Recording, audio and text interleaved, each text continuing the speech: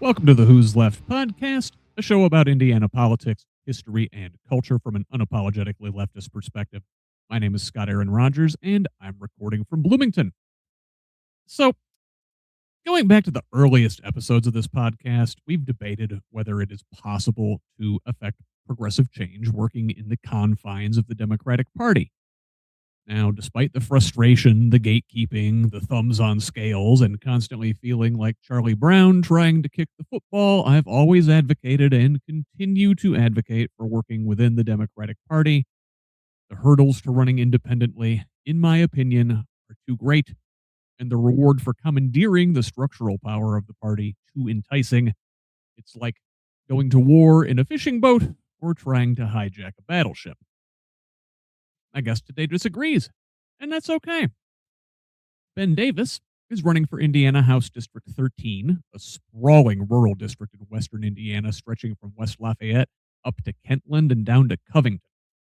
Having never identified with either of the major parties, and consequently not voting in their primaries, he was ineligible to run as a Democrat, at least without the permission of his local gatekeeper.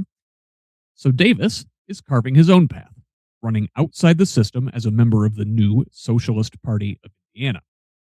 SPI is attempting to procure enough votes to gain a ballot line in future elections.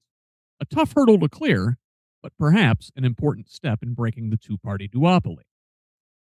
In the following conversation, we'll talk about that decision, the barriers to running an independent campaign, and overcoming decades of Red Scare baggage around socialism.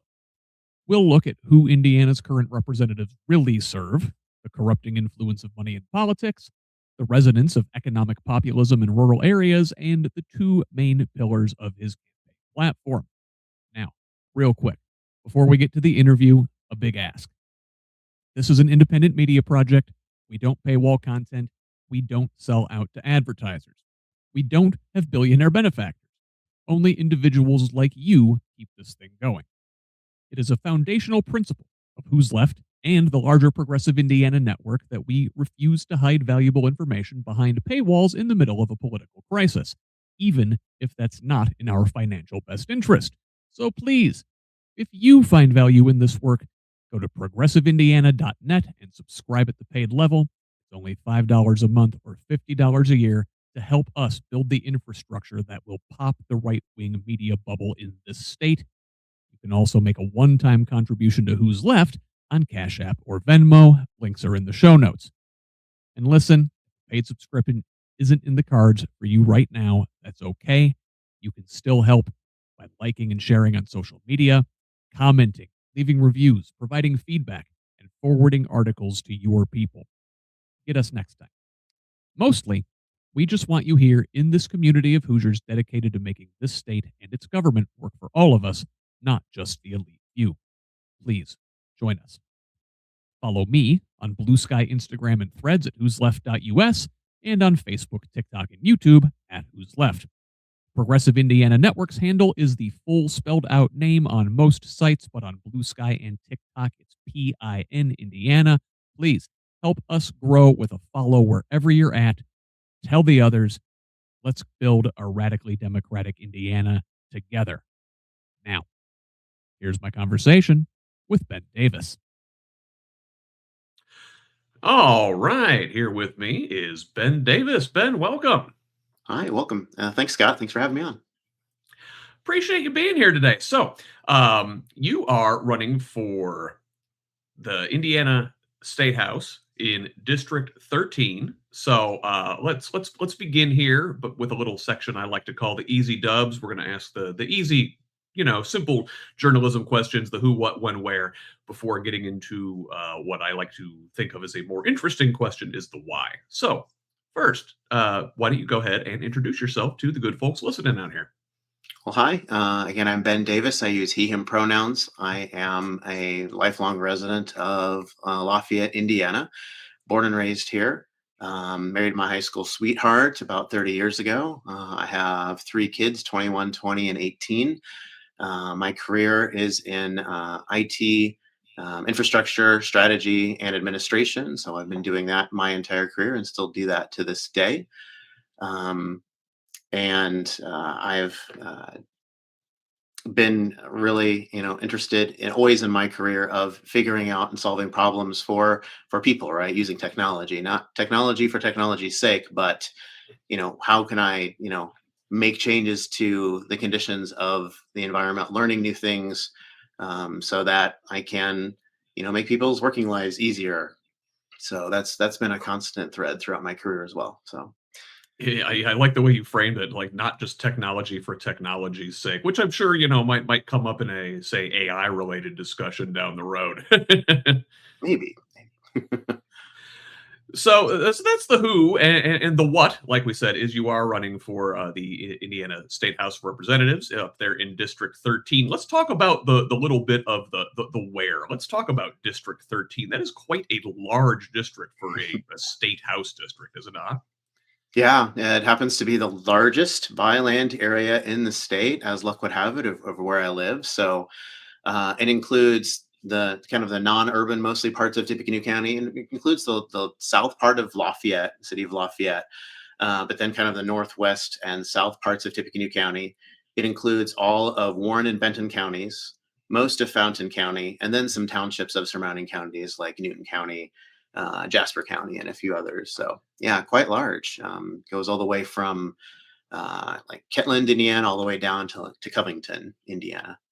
That is a very, very large stretch. Yeah, I mean that's larger than some congressional districts, and it sounds like the way you described, especially the area around Lafayette. There, this is your classic gerrymander to dilute some of those Lafayette area residents who probably tend to vote Democratic, to dilute their power with a vast swath of rural voters. Is that fairly accurate statement, would you say?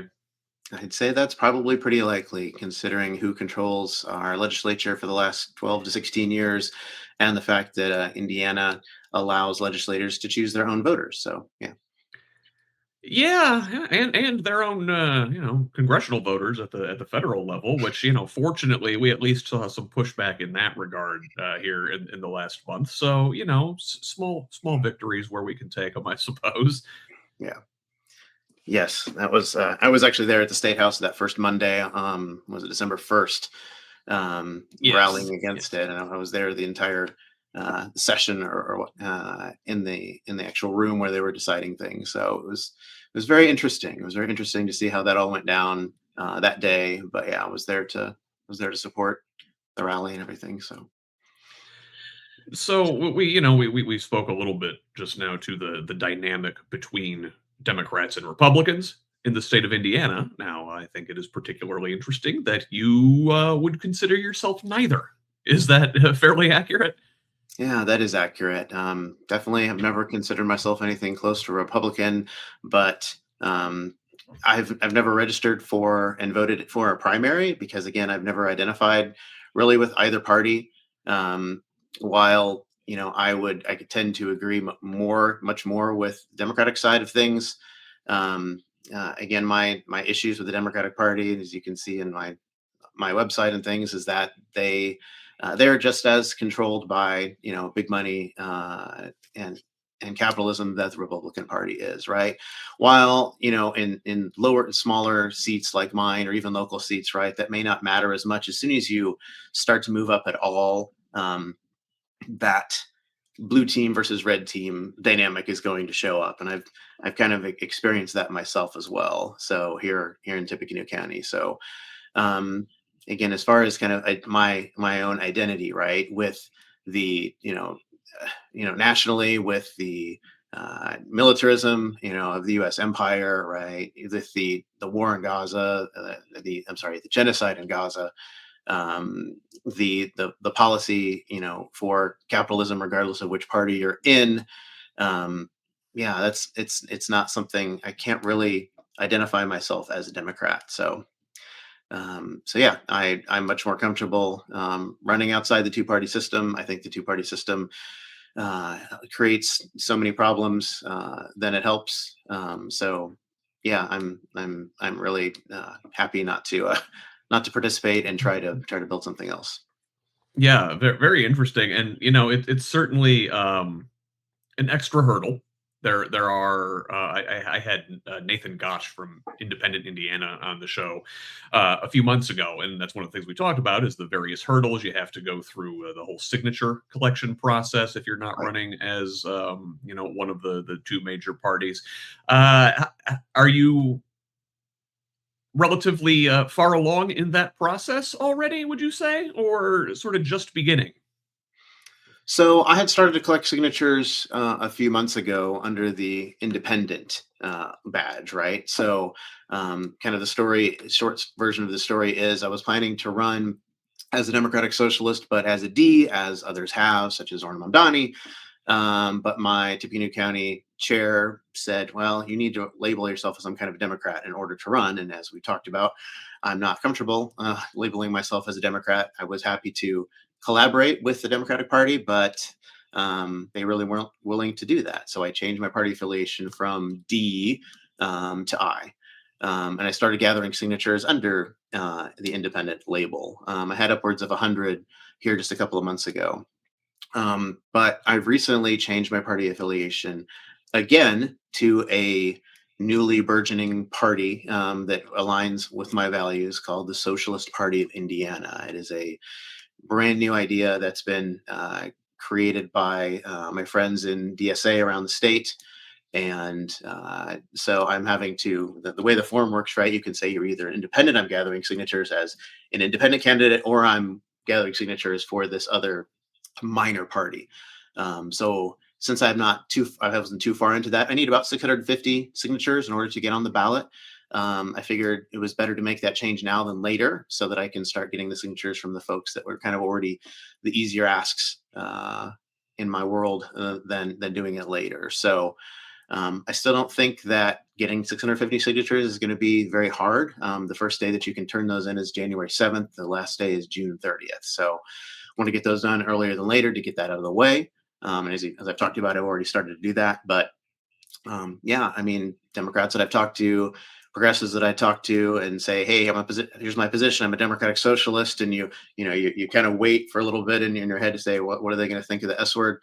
And I have yet to experience someone and say, "Oh, socialist." Besides the Democratic Party chair of Tippecanoe County, that has kind of rejected. So yeah, I don't see that as a big hurdle. As far as hey, this being a hurdle in this particular district. Beyond that, right, for any independent candidate getting signatures, um, I don't really see it as a hurdle versus other campaigning efforts, right? It's a very rural area, and none of the cities outside of the south part of Lafayette have more. The population centers don't really have much more than 3,000 people, so that makes canvassing and meeting voters where they are a little more difficult, just because of the geographic lack of density in the area. So I think any candidate is going to be it's not a Republican, and people just aren't used to voting that way. Are going to have the same struggles as myself.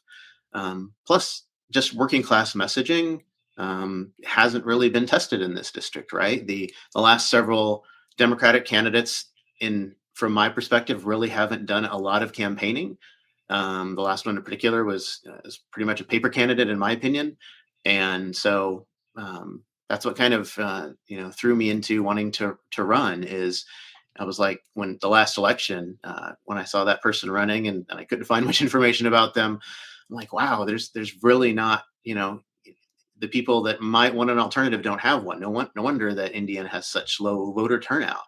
And I'm like, if that's the bar, I can blow that out of the water, right? I can I can totally do better with the communities that I've built and the communities that I've been part of, the organizations I've joined over the last several years. So There's a lot there that I just want to pick at. So, first of all, I mean, you mentioned the Democratic Party not always running everywhere, and I know that's something they've been trying to get better at over the last couple cycles.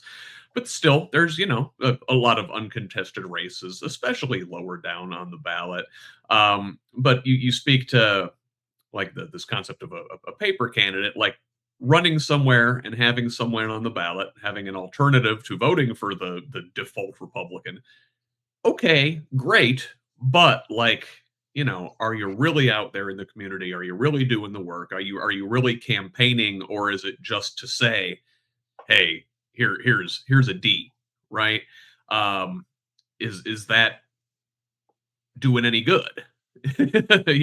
I think I saw the final tally in the race. What 24 was something like 74-26. It was not close. Hmm. And so, with some effort, certainly it sounds like you could easily clear that bar. And you mentioned the socialist label, and how you don't think that is a detriment anymore. What do you think that is? Is it as a matter of people like Bernie Sanders being prominent Democratic socialists now at the national level, and folks recognize the label, aren't scared by it? It's like, oh, hey, it's your Uncle Bernie, right? Or is it just like Republicans use it so much and they call everybody a socialist that it's meaningless? A little column A, a little column B. What do you think's going on there? Yeah, my opinion, I think it's a lot of Bernie, right? He I think made that label mainstream from my experience, right? It brought a lot of people into DSA, from his campaigns, and continues to do so. Um, I think, to kind of double down on that, Zoran Mamdani, right? His recent fame and winning of the New York mayoral election is amazing, right? So, I was kind of, on the fence of, when I should announce, right? And like Zoran one, I'm like, all right, I need to reach out to the local folks and local news sources and do this and take advantage of this now. But yeah, I think it's just the normalization of time as time has gone on, right? The Red Scare of 100 years ago, the labels of socialist and communist have been,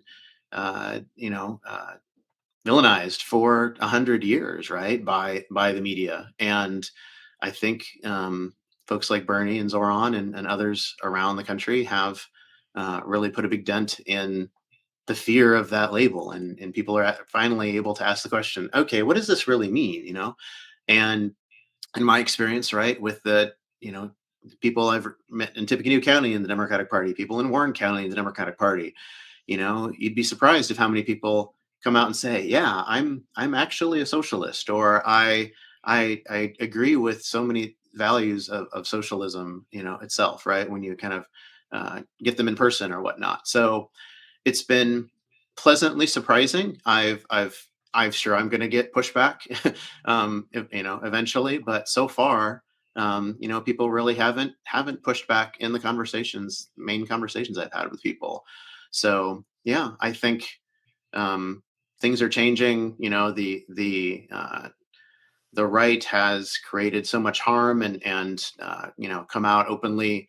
Um, uh, in opposition to so many values that Americans have, that I think this is a key time for folks like myself to finally come out of the shadows is not the right word, but step out of the closet or something and actually run full fledged as a socialist to, um, if nothing else, right, to share those working class values with people, that Medicare for all, for free healthcare, free education, a living wage, all these mainstream, talking points, um, so that uh, other folks can come up soon and understand, that the electorate can understand that, wow, well, these are real things that we can really possibly do.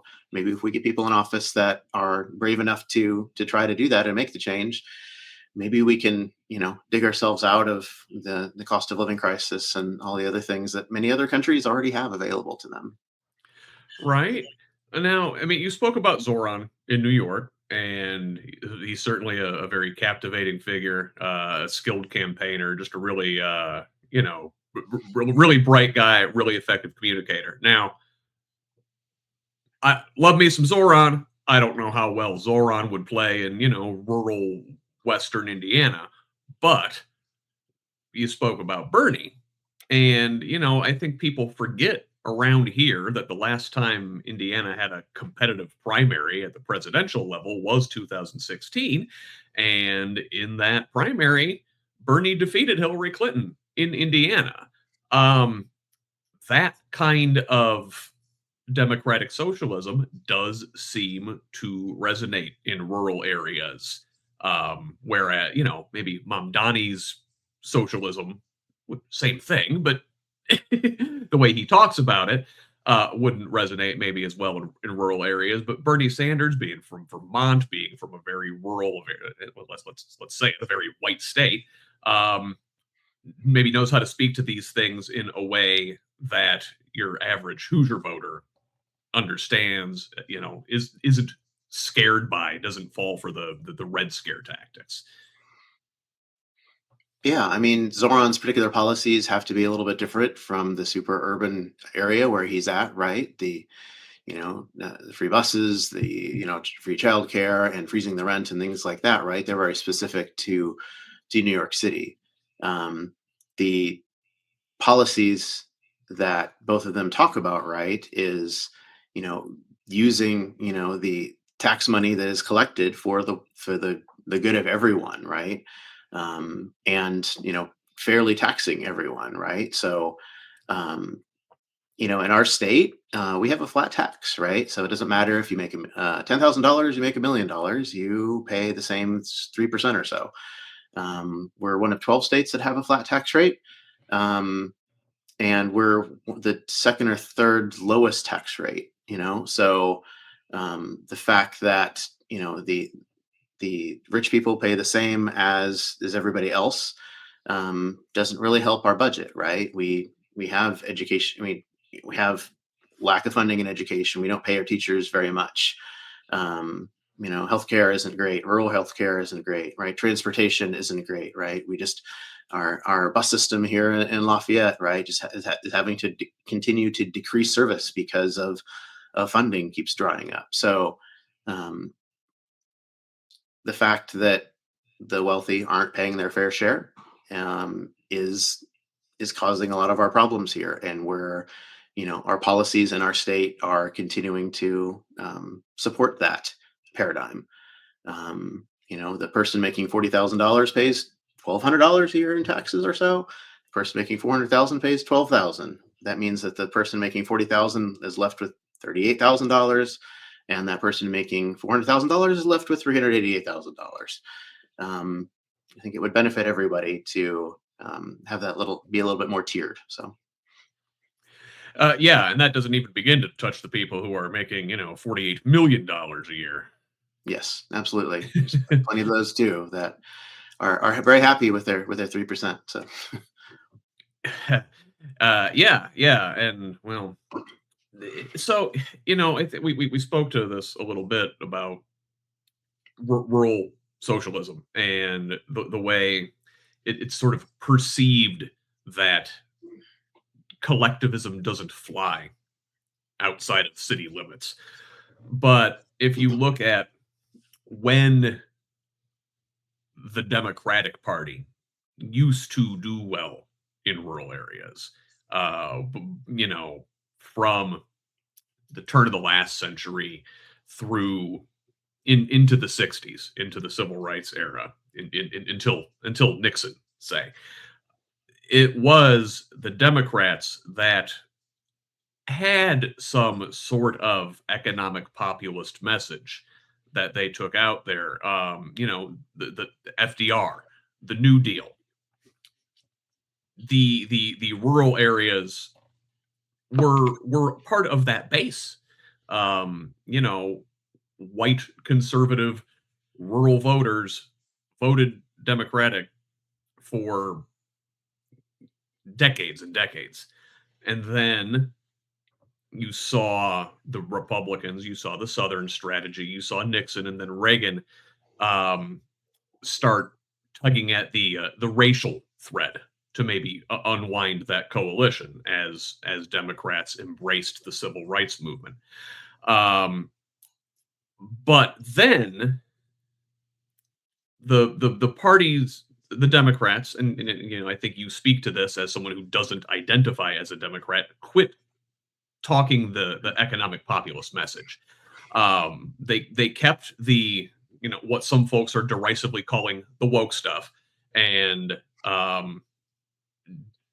ignored the economic parts. If you look at Clinton, you look at NAFTA, even the Obama era, to an extent, they kept these neoliberal policies and didn't really differentiate themselves economically much from the Republicans. They only focused on the identity stuff. Now, don't get me wrong, there are folks out there now in the Democratic Party saying, "Oh, abandon the woke stuff.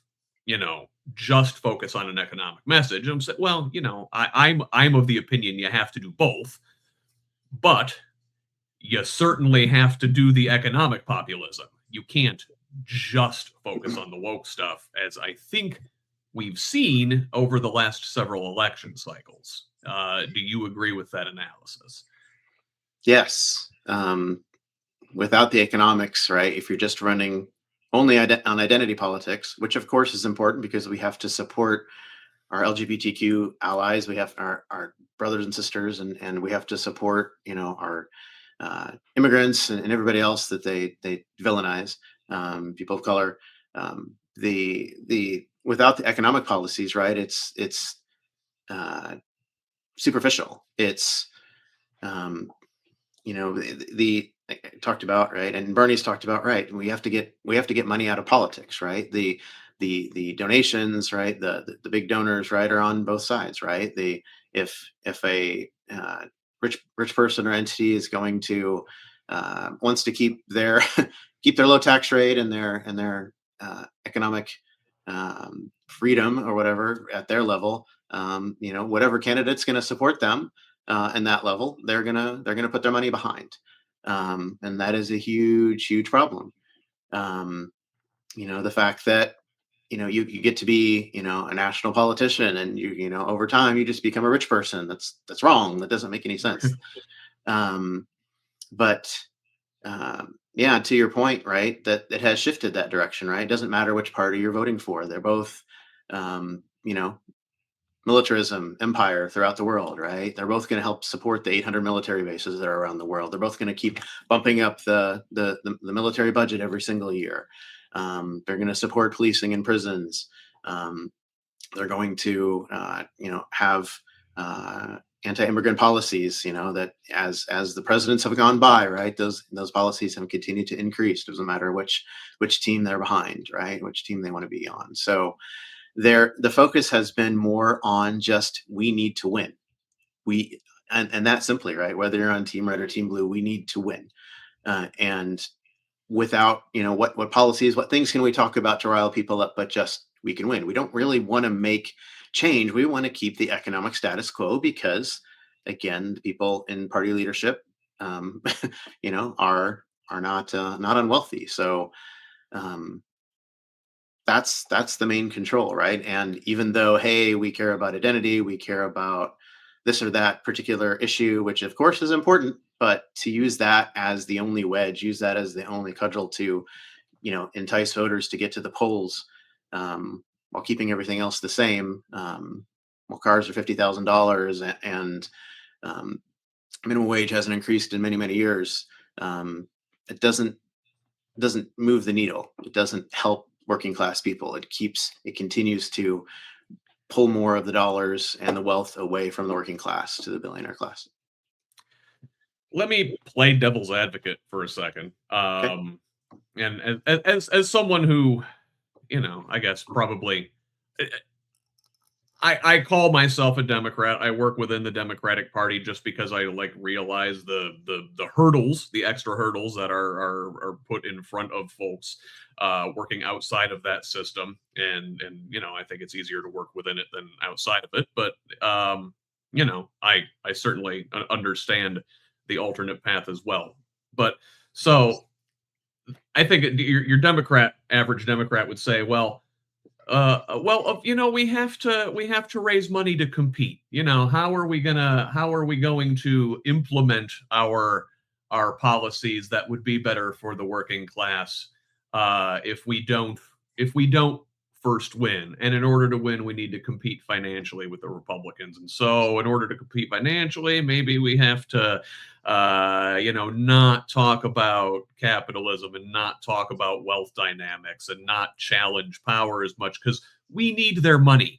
Um, and obviously, if we can't win, we can't implement our policies. We can't move the ball forward, however slowly and however incrementally.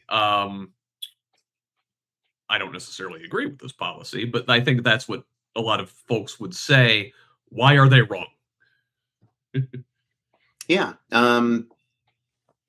Money doesn't always in races, right? On one hand, right? I've heard JB Pritzker talk about, on an interview with Hassan Minhaj that, hey, are all billionaires bad, right? Why should we trust you? You have good policies, you're doing generally good things for the state, but you're also a billionaire. And he said, yeah, you've got to, I would love to see that campaign finance laws were changed and that wouldn't be necessary. But at this level, at the state governor level, um, this is what has to be done in order to win, in order to make change. So I'm going to do that. So while I understand that, we also will shift back over to New York. While Zoran certainly had, I understand he maxed out his ability for campaign donations. I'm not sure how that differs between the governor seat in Illinois versus the mayoral seat in New York City. But They have um, public financing there, donation matching, like with public funds to an extent there. So okay, New York is kind of a unique beast in that regard. okay. But what also did Zoran have, right? What was it? What was the number? Something like 104,000 volunteers knocking on millions of doors, to talk to people, to convince them to say, hey, this is an alternative. This is not the status quo. We can get someone in this seat who is not just in it for their own glory. Get someone in who's actually wanting to make change for working class people. So um, that is more of my aim, is to get in front of people and talk to people, regardless if I win or not. Right? I want to share and start building this working class messaging. I want to start building electoral muscle for my Greater Lafayette DSA chapter, so other candidates can run. Pave the way so that people hear this messaging and the actions of learning how to canvas in our chapter. How the data works with that. Phone banking, and all the other kinds of messaging and social media, starting to build that here in our area of the state so that we can start actually affecting change for people. So, yes, while money is obviously necessary for in our world to run a campaign, I think, and we've seen with Zoran's campaign that people who care and want to spend a couple hours a month helping, can make a big difference too. Um, I don't know, and maybe I should talk to one of the organizers at the party level about this. Probably do that anyway, but I don't know if you can speak to the Socialist Party of Indiana and kind of what they're up to, and are they present statewide, or is it just sort of a Indianapolis then branching out to the various DSA chapters that are in the state? How much you can speak to that, I'm not sure, but I will certainly reach out to the party folks also. Yeah. So I've been working with, again, my friends in statewide DSA chapters who have been envisioning this alternative, right? For people like me who, there's kind of two policies that we have, right? The main one is to give a ballot line, kind of like the Libertarian Party has in some ways, right? Yeah. You get 2% of the Secretary of State vote in a general election, and that allows you to be an established minor party in the state. That means that, for example, in my race, I would not have to get the 650 signatures or other people running in the state, right? They can simply be approved and say, hey, we can allow you on the ballot, without having that burden.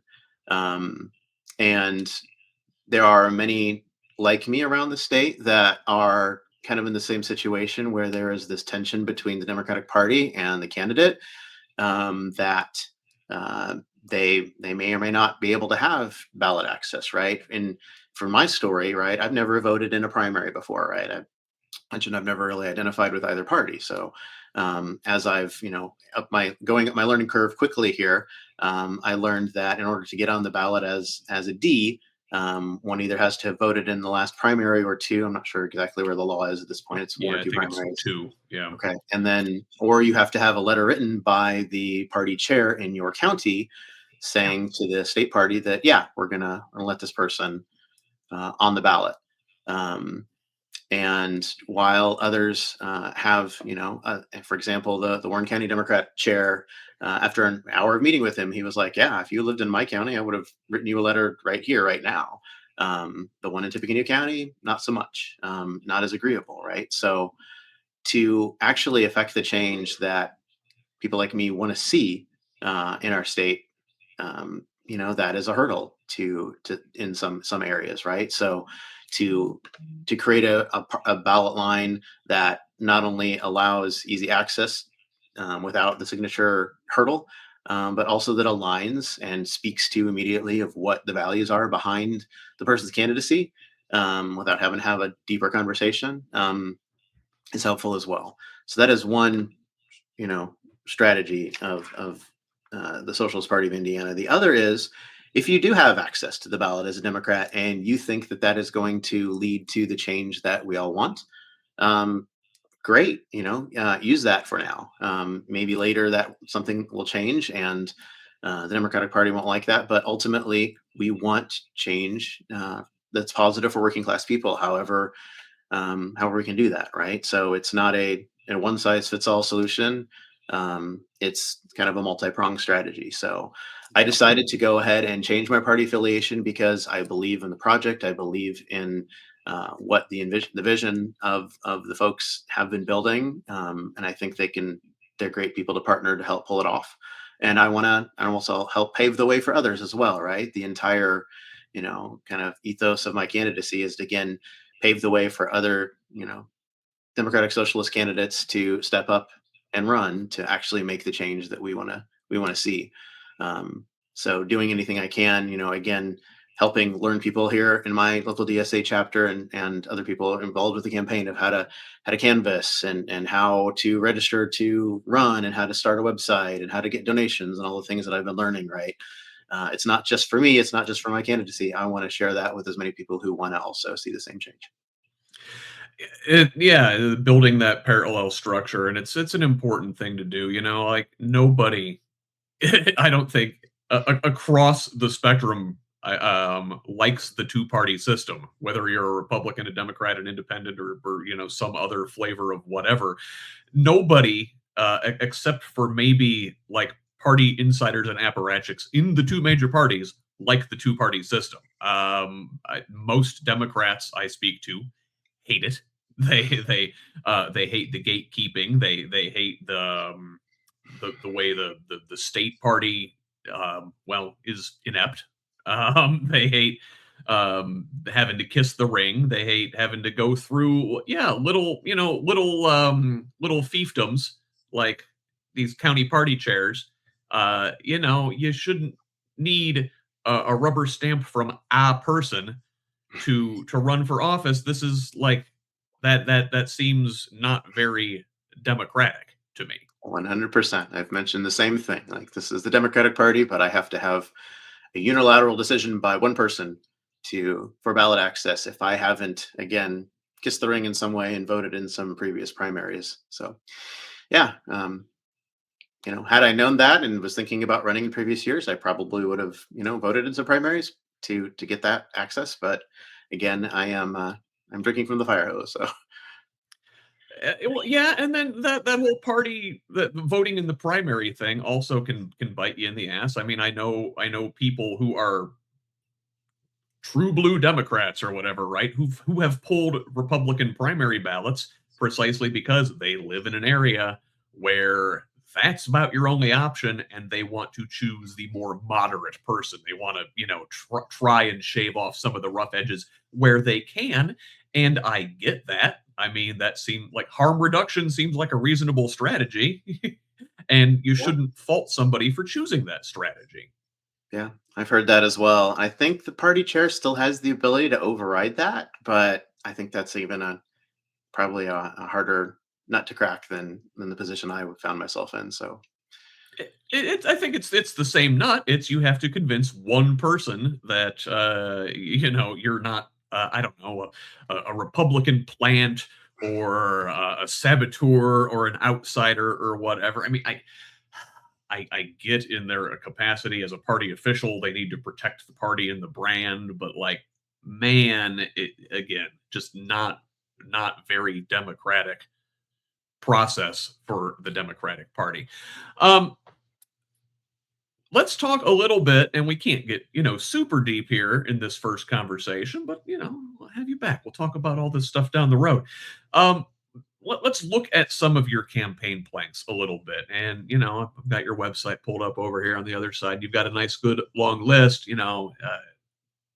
Address income inequality and government oppression, housing and healthcare as a human right, end the genocide of Palestine, LGBTQ rights, on and on. But I generally think it looks like there's sort of two baskets where most of these ideas fall into, and it is human rights and addressing inequality. And I think in many ways those things really go hand in hand, don't they? yeah, they absolutely do. So talk about each of them individually and try to kind of bring them together here. So um, human rights, right? You might see part of my sign back here, but I've been on the board of directors of Gender Nexus for the past 3 years, right? So um, having a gender diverse child myself, and seeing how this state and many other red states around the country have uh, discriminated against people like my daughter, is been really hard, and it's been mean, it's mean spirited, it's cruel, and it doesn't help anybody. It just harms people. And again, it's that them trying to play this identity politics, right? Shifting the narrative over to this versus things that really matter, right? We shouldn't be criminalizing people for how they identify themselves. That's how they decide to identify. It has nothing to do with anybody else. Um, Not to mention, the disparity, the racial disparity of people that are in our prisons. I think about that a lot, right? Of hey, who is being harmed the most in our state, right? I see, I know so many gender diverse people who are struggling and just feel rightfully so, targeted by their government. Other folks now. My trans kid is an adult now, so they're not affected currently by Senate Enrolled Act 480 from 2023 that criminalized Yeah. gender affirming care for minors. But I do know many other parents like myself, and having to go out of state just to get the care that they need to support their kid and make sure their kid has what they need. Um, so that's the human rights side again, is a challenge in our state and in many states. Um, and then the inequality piece goes kind of along with that, right? So the generations, generational racism that is embedded in our institutions, uh, in our history, the um, wealth inequality that just keeps increasing and increasing, right? Especially since COVID, of how much home prices have increased, and prices of everything have increased, and income really hasn't kept up, right? Even though, wow, we see a lot of jobs, even though there is a federal minimum wage, still 7.25, we still see a lot of jobs out there that kind of start at around $15 an hour. But and offhand, you originally think, wow, that's really good, but prices have just increased so much. The house I bought in this house I bought in 2016, right? The value of it now, I couldn't afford to buy it myself. And this is a privileged cishet white male sitting in front of you that has had a career in IT, and all of the the privilege that has brought me, and to say that even someone like me can't afford that. It doesn't mention, not to mention people of minorities and uh, folks that aren't as lucky as I am, to be able to afford things. So I've been that has struck me my entire life, to see people experiencing homelessness, to see people that aren't motivated like myself and don't need to be motivated like myself and ambitious like myself. They shouldn't have to be ambitious and be able to play the game of capitalism in order to have their basic needs met. Um, that's never something I've been okay with, and it's not getting any better, and nobody's doing anything about it. It feels like so. So I feel like I need to step up. So, and kind of bringing those together, right? Human rights and inequality. Our government is not really addressing those things, right? They're keeping the status quo. They're talking about decreasing the tax rate and income taxes and property taxes just a tiny little bit, just to make it sound like they're doing something for the working class, when they're really shifting more and more of those dollars to businesses and the wealthy. Um, they're distracting with so many other things to pull away from that economic reality that we all live in. That I don't know the numbers. Bernie talks about them so much, but they're just ridiculous of how much wealth, like the 1% and the 0.1% owns of the country versus the bottom 50% owns like almost nothing, and it's not getting any better. And that is the main story in my mind. These other issues of inequality and yeah, of human rights are are are part of that story as well, because how else do you distract from the economic realities that we all live in? Yeah. Yeah. And yeah, these two go together, because the one is used to reinforce the other. The wealth inequality reinforces the rights inequalities. And we use the the the differences in our human rights, as we treat it like pie. And if these folks are maybe getting to be full people now, whereas they weren't before, that somehow takes away from you. Meanwhile, you're focused on that, and the wealth class are running off with, they're drinking your milkshake, basically. Yeah, I mean, white supremacy plays into this as well. Obviously, too, there's that reality that we're all living under as well. So it's not just, hey, we want to stay rich. We also there's also the belief of that, which has you know been a presence for hundreds of years here and around the world. So I have to acknowledge that as well. But yeah, and that's again why I'm standing up. I'm tired of nobody standing up in an area where I live, and have asked folks like, is anybody else running for this? Is anybody else stepping up into the ring? And so far, I don't believe anybody else has registered to oppose the Republican in my district. So um, I can, so I should. So that's why I'm here. Let me ask you about that. Do you suspect, 'cause it sounds like you've had a little bit of pushback from Democratic Party officials. Do you expect a Democrat, with the D in front of their name, to enter this race, or will they sort of back off and let you be the nominal challenger to the Republican? We've seen this in places before. I want to say Nebraska in 24 at a congressional district level. Democrats were like, all right, back off. We'll let the independent run against the Republican here. Maybe they know their brand isn't the best in that area. And it didn't work out, but the independent performed really well in that case. Now, do you think in your case that Democrats will give you space to challenge the Republican, or are they more afraid of a socialist than they are of the Republican? I'm not really sure. I mean, all I can really speak to that is I asked the Tippecanoe County Democratic Party chair in that kind of final conversation of, are you going to allow me on the ballot or not as a D? And I asked him, so what if the previous person who was the paper candidate shows up and wants to run again? That's going to split the vote a bit.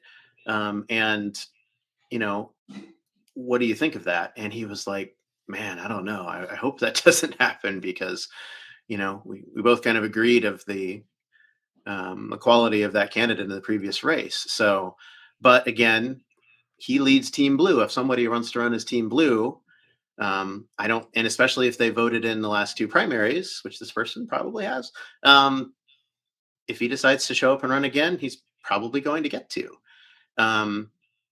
And I don't know how that necessarily shifts my strategy other than just talking points. I've already talked about the previous person and how they really haven't, that's a motivating factor for me to run because I wanted somebody to actually try to defeat the MAGA Republican in office. This person didn't do that before. What's changing at this time? But yeah, I mean, I don't really know if others are going to step up and run, but if they do, then that doesn't change anything really for me besides the strategy talking points. I'm here to unseat the MAGA Republican and make change for this district in this part of Indiana. If you believe that the Democrat can do a better job of that, then that's what the election is for. So Okay, let me do the thing that you'll probably hear, but oh, aren't you playing a spoiler? Aren't you afraid that you'll take away votes from the Democrat? How are we ever going to defeat this MAGA Republican? If there are two other people in the race. yeah, that whole shtick. So I would respond by saying, the Democrats haven't been here for you for a long time. What makes you think anything is going to change now? They're here to win for the sake of winning. They're not here to make the changes in the material conditions of District 13.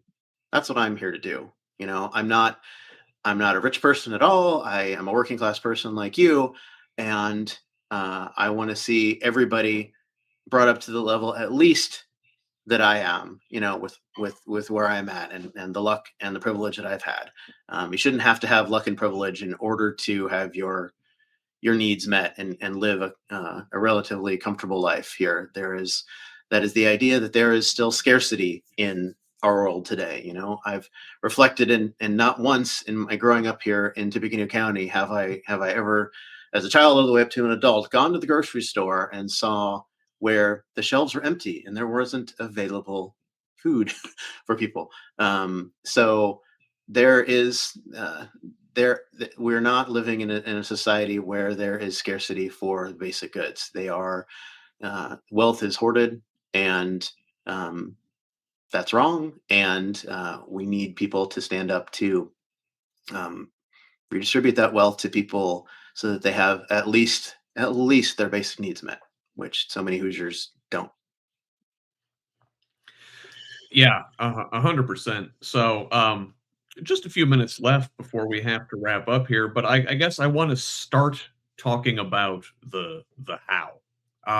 How are you going to run this race here in 2026 in such a way as to make a dent in that area?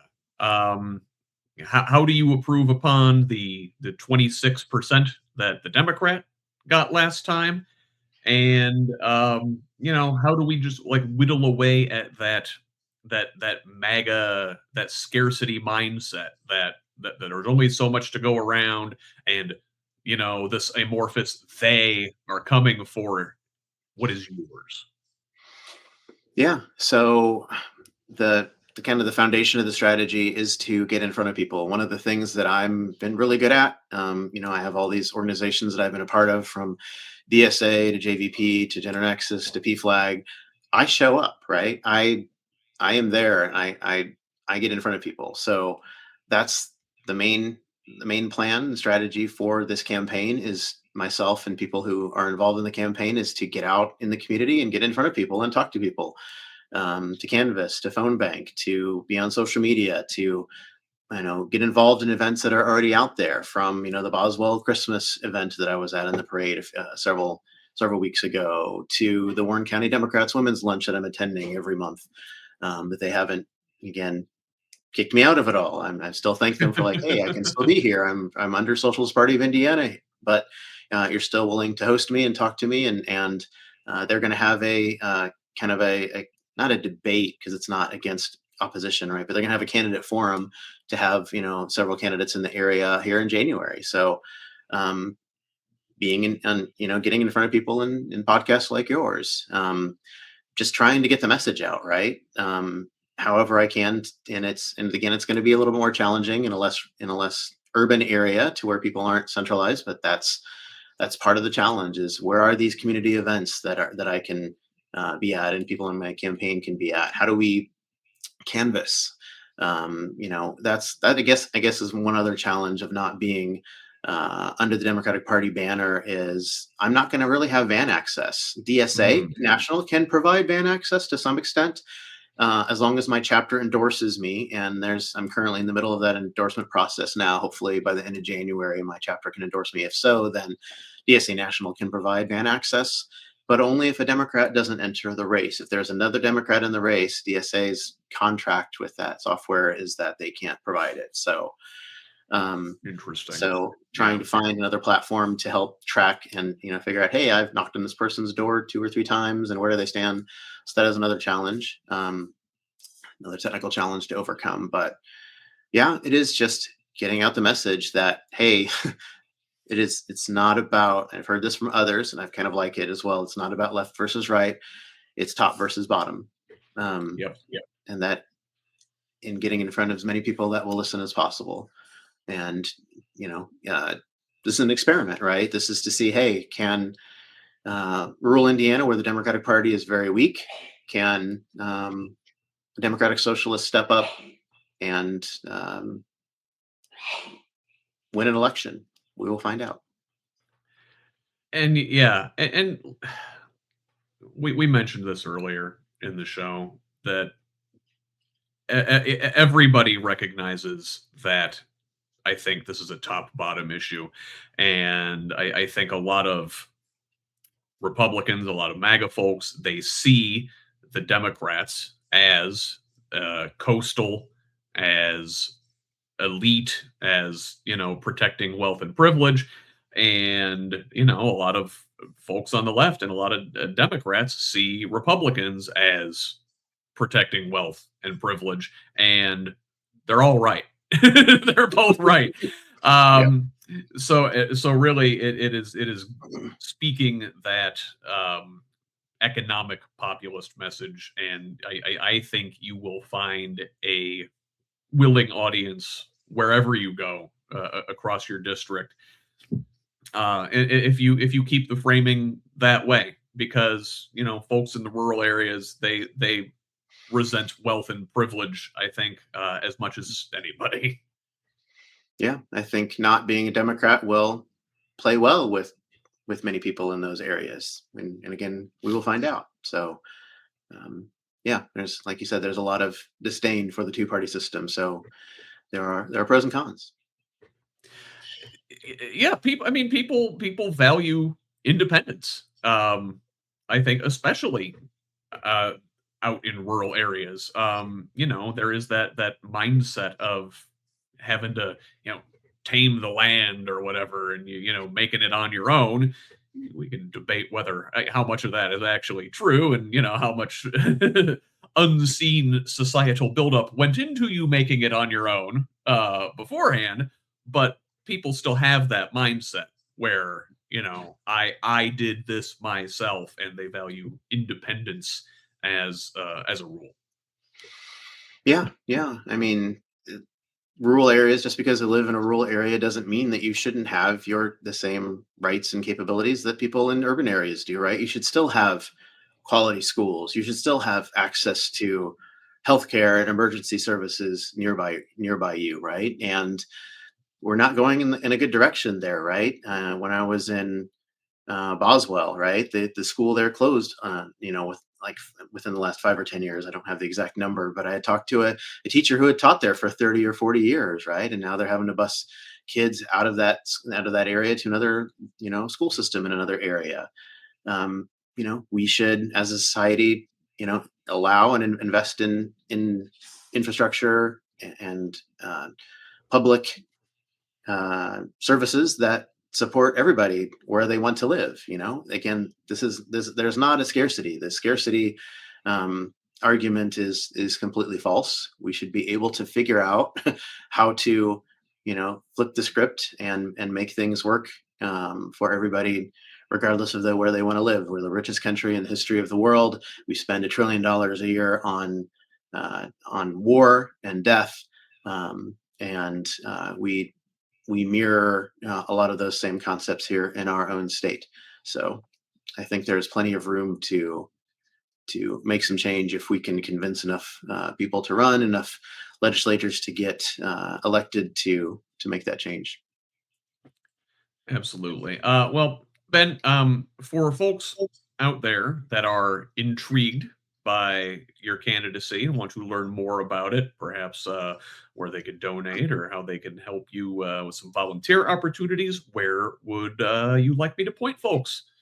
Yeah, so the primary place you can find me is at my website. It is bendavis4indiana.com, and that's for spelled out FOR. I also am on Substack. I'm starting to post notes there. I'm also reposting those things on Instagram and Facebook, and have a few TikTok videos out there. Again, still trying to build that social media presence, but primarily at my website. So. Very good. Well, we will include that in the show notes and give folks an opportunity to link to that and check out your platform. And very, very well thought out. I've seen lots of campaign websites that are still under construction at this point, so it's good to see you've got some groundwork laid there. Yeah, lucky with my IT background that is a little bit easier lift for me. So. Very good. But again, willing to help others in my area, right? I've helped, some of the other local Democrats are like, hey, where's your website built on? Or how'd you get your email set up? And I'm like, here's how to do it. So again, certainly happy to help those that are still working up their learning curve as well. Very good. Excellent. Well, Ben, good to talk to you here today, Ben, and excited to hear more about this campaign as it goes forward. We'll have you back. Once again, that was Ben Davis. It's a long, lonely road running outside the two-party system, but more power to those who try. We'll keep an eye on his campaign for House District 13 and hope to follow up down the line. But for now, that'll conclude our episode. I'll be back this Sunday, as I am every weekend, with Who's Left This Week, streaming live on YouTube, Facebook, and of course at the new progressiveindiana.net. Indiana's most thorough weekend Sunday news and politics show. It's a lot of fun, if you can call following the news in this timeline fun. My panel and I go around the corn, cover all the week's top Indiana news stories, and look at U.S. and international happenings through a Hoosier lens. I hope to see you there in the comments, but if you can't make it live, the program will be available for download later Sunday afternoon. Thanks once again to Ben for this interview, and for his courage in taking the road less traveled. Thank you for listening. One last reminder to please consider supporting Who's Left and the wider Progressive Indiana network with a paid subscription if you're able. This independent media project relies solely on the generosity of kind patrons like you to make this information available for free to everybody. Again, that's at progressiveindiana.net. We could also really use a follow on social media at Progressive Indiana Network on Facebook, Instagram, and Threads. Please subscribe to our YouTube channel at the same handle. Over on Blue Sky and TikTok, the handle is PIN Indiana. You can find me on Blue Sky, Instagram, and Threads at whosleft.us. It's at Who's Left on all the rest. Direct message me at any of those sites with feedback, tips, ideas, and concerns, or you can email me at scott@whosleft.us.